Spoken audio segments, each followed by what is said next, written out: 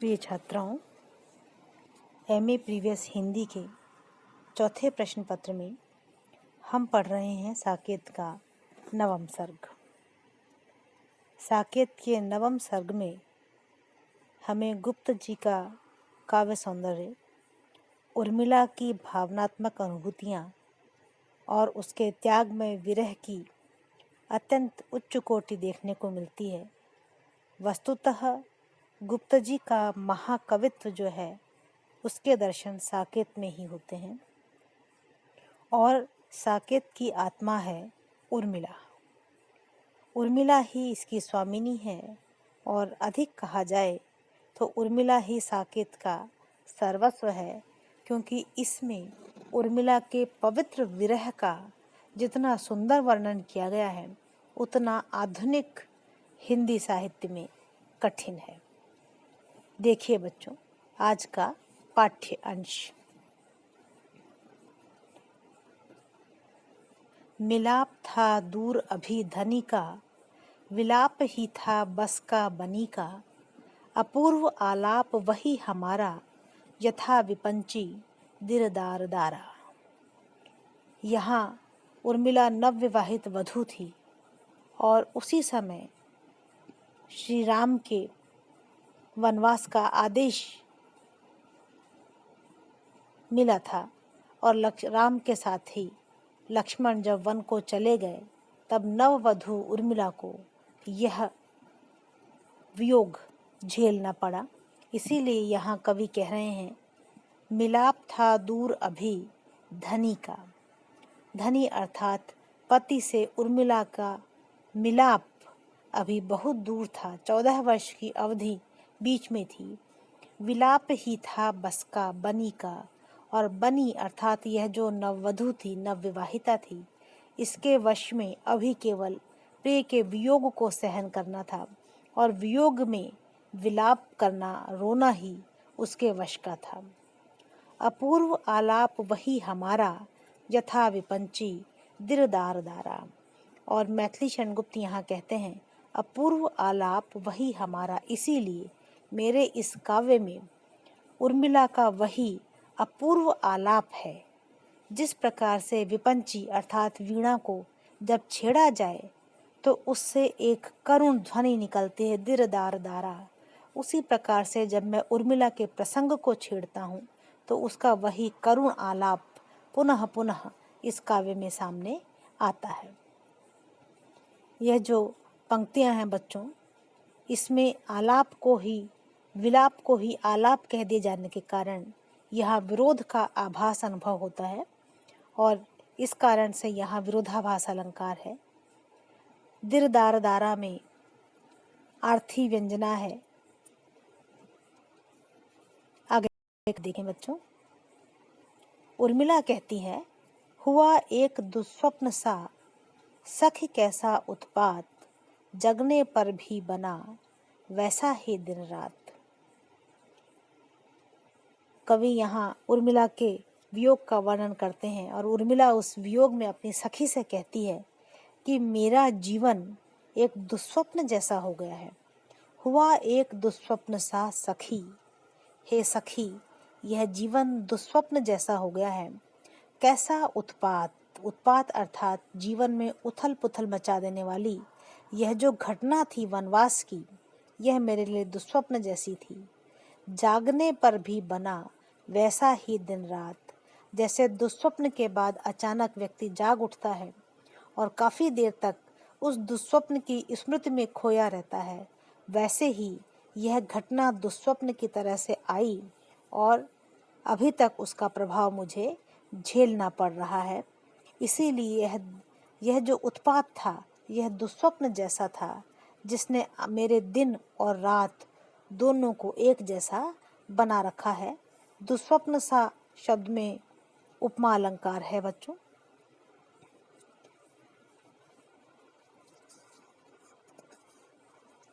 खान पान तो ठीक है पर तदनंतर हाय, आवश्यक विश्राम जो उसका कौन उपाय। यहाँ उर्मिला कहती है, सखियाँ उसे भांति भांति का खाना बना करके लाती हैं और खिलाने का प्रयास करती हैं, ऐसे समय में उर्मिला कहती है, खान पान से तो ठीक है, तुम मेरा मन बहला सकती हो और मैं खा भी सकती हूँ, लेकिन उसके उपरांत आवश्यक विश्राम जो, उसका कौन उपाय?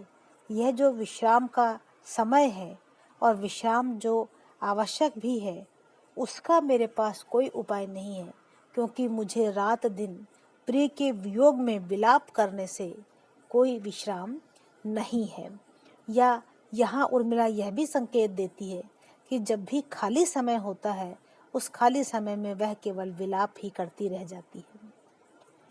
और यही वह यह भी कहती है, बनाती रसोई सभी को खिलाती, इसी काम में आज मैं तृप्ति पाती, रहा किंतु मेरे लिए एक रोना, खिलाऊं किसे मैं अलोना सलोना।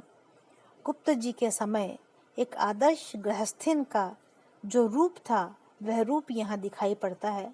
उर्मिला प्रिय के विरह में दुखी होते हुए भी अपने कर्तव्य को समझते हुए सखी से कहती है कि बनाती रसोई सभी को खिलाती, मैं आज रसोई बनाती हूँ और सबको खिलाने में मुझे संतोष मिलता है, लेकिन मेरे लिए रोना एक ही है, खिलाऊं किसे मैं अलोना सलोना।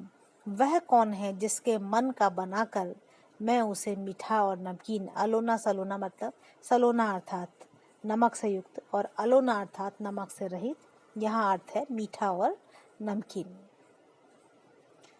वह भला मैं किसे खिलाऊं?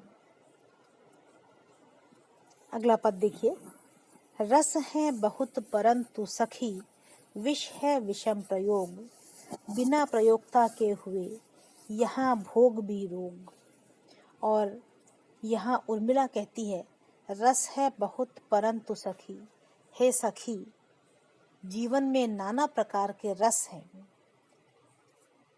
जिह्वा के लिए भी और औषधि की दृष्टि से भी नाना प्रकार के रस हैं, षट रस हैं, औषधीय रस हैं, परंतु हे सखी, विष है विषम प्रयोग।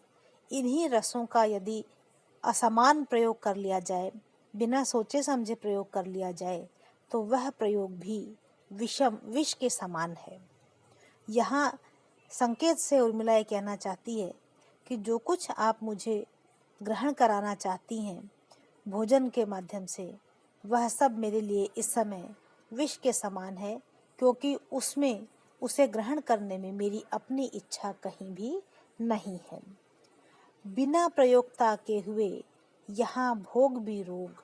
और इस दूसरी पंक्ति में उर्मिला कहती है कि इन रसों का प्रयोग करने वाला न होने के कारण, प्रयोगता में बच्चों श्लेष अलंकार है, और यहाँ कवि दो तरीके से अपनी बात कहना चाहते हैं। एक तो ये कि बिना प्रयोगता के हुए अर्थात बिना लक्ष्मण के यहाँ हुए यहाँ भोग भी रोग, कि यहाँ लक्ष्मण नहीं है, इसीलिए भोग के जितने भी साधन हैं मेरे लिए तो वह भी रोगकारी हैं, दुखकारी हैं, क्योंकि लक्ष्मण के वियोग में उन सभी का उपयोग करना मुझे और भी अधिक दुखदाई हो जाता है। दूसरा अर्थ यहाँ वैद्य के अर्थ में है। अभिधार्थ में यहाँ कवि कहते हैं कि बहुत से औषधीय रस हैं, लेकिन उनका बिना पहचाने हुए उपयोग गलत हो सकता है, इसीलिए बिना प्रयोक्ता अर्थात बिना वैद्य के यदि उनका उपयोग कर लिया जाए तो वे रोग उत्पन्न कर देते हैं। परंतु लक्षणा से कवि यहाँ उर्मिला के माध्यम से यह कहना चाहते हैं कि जीवन में यहाँ सुख के सारे साधन हैं, नाना प्रकार के रसीले व्यंजन हैं, किंतु मेरे लिए ये सारे व्यंजन विष के समान हैं, क्योंकि बिना लक्ष्मण के ये सब मुझे और भी अधिक दुखदाई लगते हैं। विष है विषम प्रयोग में बच्चों सार्थक और निरर्थक आवृत्ति होने के कारण यहाँ यमक अलंकार है, और प्रयोक्ता और रस इन दोनों शब्दों में श्लेष अलंकार है। अगला पद देखिए, आई थी सखी मैं यहाँ लेकर हर्षोल्लास, जाऊंगी कैसे भला देकर यह निश्वास, कहाँ जाएंगे प्राण ये लेकर इतना ताप, प्रिय के फिरने पर इन्हें फिरना होगा आप।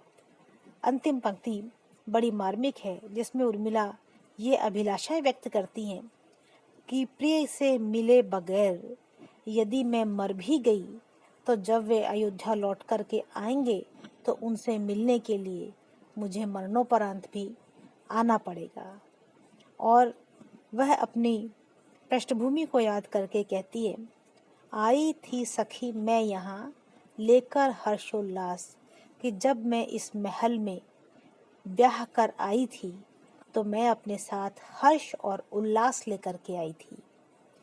जाऊंगी कैसे भला देकर यह निश्वास, और प्रिय के विरह में यदि मेरे प्राण निकल भी जाते हैं तो अपने परिजनों को, अपने संबंधियों को यह विरह रूपी निश्वास, इसका दुख दे करके मैं यहाँ से भला किस प्रकार से जा सकती हूँ। अर्थात इस समय मेरा चला जाना भी मेरे परिजनों को दुख प्रदान करेगा, इसलिए मैं मरना नहीं चाहती।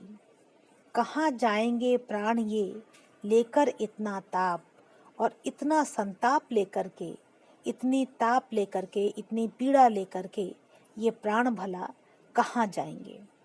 प्रिय के फिरने पर इन्हें फिरना होगा आप। यहाँ तक कि प्रिय जब लौट करके आएंगे, प्रिय के फिरने पर अर्थात प्रिय जब लौट करके अयोध्या आएंगे वनवास की अवधि पूरी करके, तब प्रिय से मिलने के लिए इन प्राणों को लौट करके आना होगा। इस प्रकार से इन पंक्तियों में उर्मिला के विरह की चरम अभिव्यक्ति मिलती है, जिसमें यह इच्छा जाहिर होती है कि प्रिय से मिले बिना मरना भी संभव नहीं है।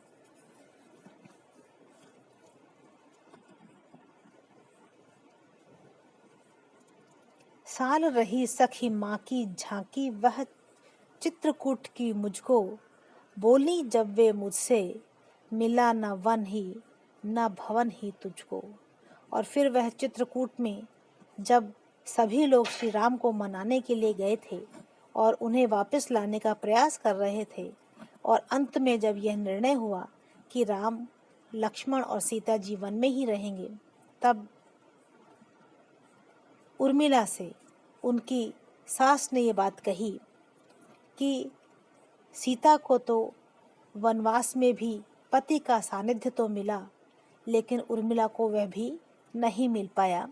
इसीलिए उर्मिला उस पंक्ति को याद करते हुए कहती हैं कि जब मुझसे मेरी सास ने कहा, मिला न वन ही न भवन ही तुझको, कि हे मेरी प्रिय पुत्री, तुमको न तो वनवास ही मिला और न ही तुम्हें महल के सुख मिल सके, महल ही प्राप्त हुआ। कहने का तात्पर्य यह है, लक्षणा से यहाँ यह अर्थ निकलता है बच्चों कि मिला न वन ही, अर्थात तुझे न तो वनवास मिला है क्योंकि तू वन में जाके नहीं रह रही है, और न ही तुझे भवन मिला, महल मिला, क्योंकि महल में रहते हुए भी तू महल के सुखों का उपयोग नहीं कर पा रही है। इस प्रकार से इस पंक्ति में उर्मिला की दुविधात्मक स्थिति का दुखद वर्णन किया गया है, करुण वर्णन किया गया है।